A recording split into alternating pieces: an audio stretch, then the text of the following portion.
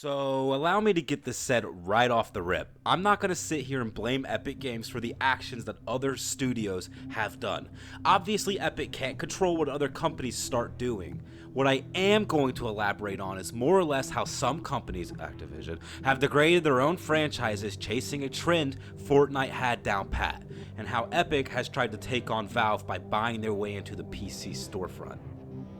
As we all are aware of, Fortnite, believe it or not, has been an absolutely ginormous success and left huge waves in the gaming world. The game is literally a cash cow, and 6 years later, after initial hype explosion, the game is still going strong today. I'm not going to sit here and tell you the game is garbage.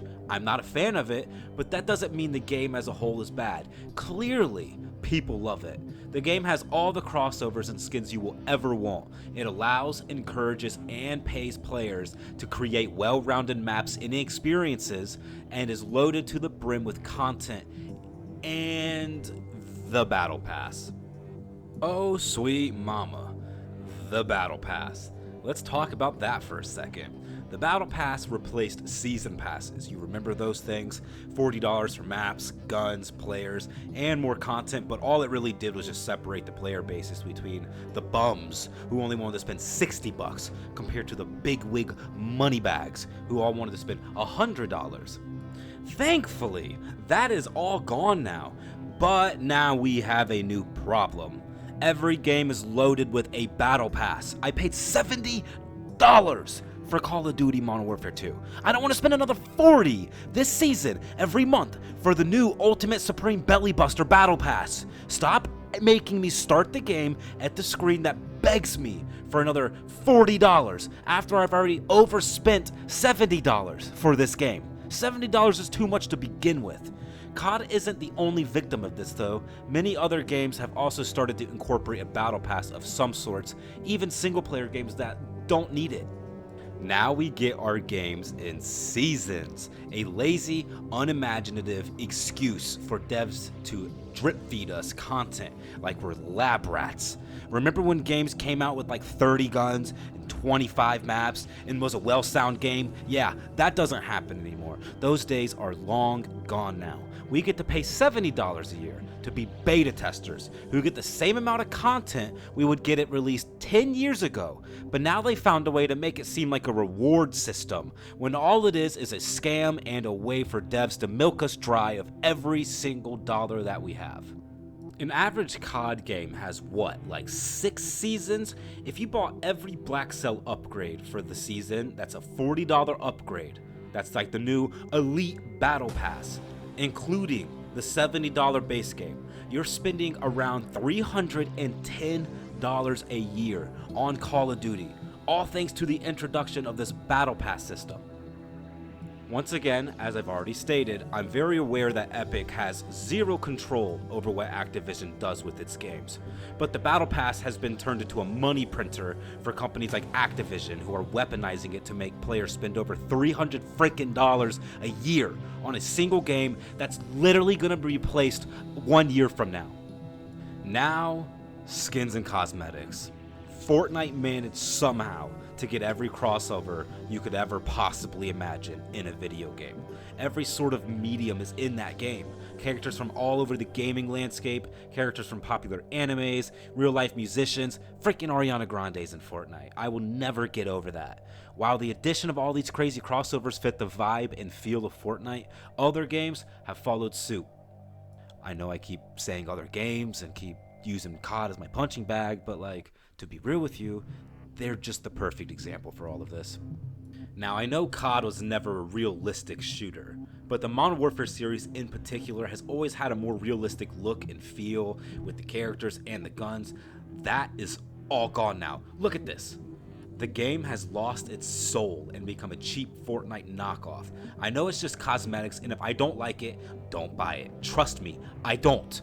But seeing pink-ass Nicki Minaj sit on a dude's face shooting an RPG sounds cool in theory, but it's a cringy nightmare for this game that was once rooted in a more serious, realistic tone to sell it all to appease the crowd Fortnite has amassed.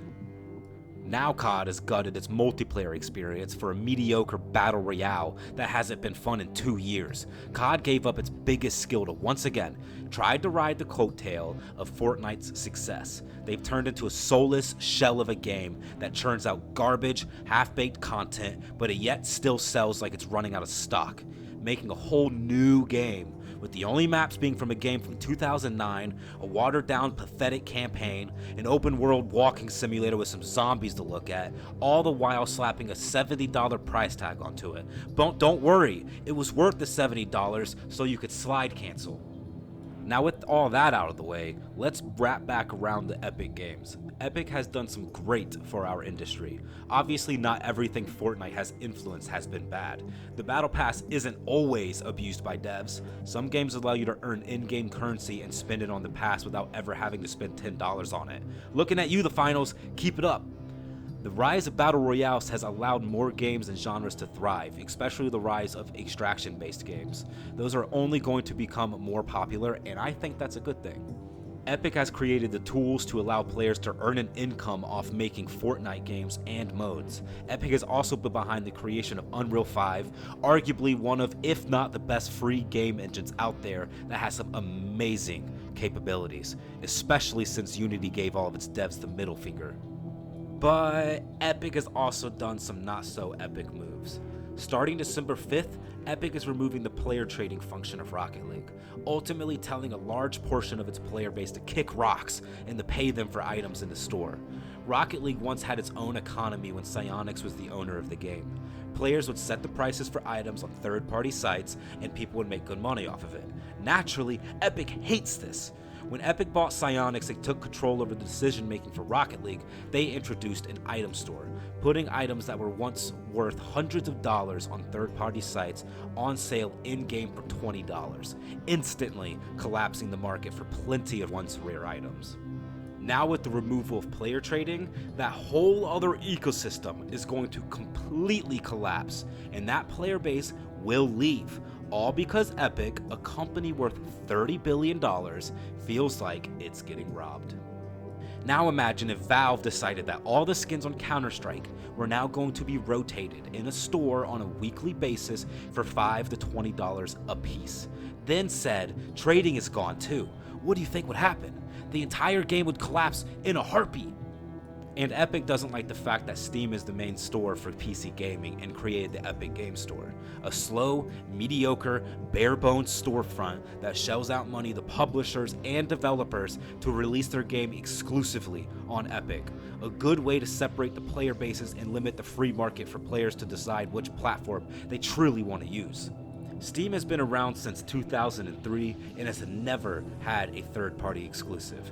They want devs and publishers to have the option to put their games on other platforms so players have the most options on how they can play it. Epic doesn't like the stranglehold Valve has on the market, so they force you to play on theirs if you want specific games. Don't get me wrong, I like competition in the industry, but forcing games behind a paywall on a far inferior platform is anti-consumer. Make a good platform and maybe more people will actually want to use it.